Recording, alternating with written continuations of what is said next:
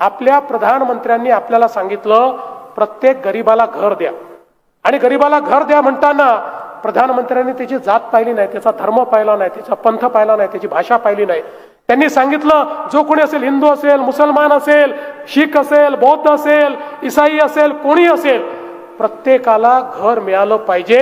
आपल्याला प्रधानमंत्री आवास योजनेतनं मोठ्या प्रमाणात त्यांनी निधी दिला. पण आपल्या लक्षात आलं की निधी तर आपल्याकडे आला, पण अनेक नगरपालिकांमध्ये तो निधी आपल्याला खर्चच करता येत नाही. मग आता त्याचं कारण काय आहे, तर आपल्या लक्षात आलं की अनेक लोक असे आहेत जे अतिक्रमण करून बसलेले आहेत, आणि जर त्यांना त्या ठिकाणी तो निधी द्यायचा असेल तर त्यांच्या नावाने पट्टा पाहिजे, त्यांच्या नावाने मालकी पाहिजे.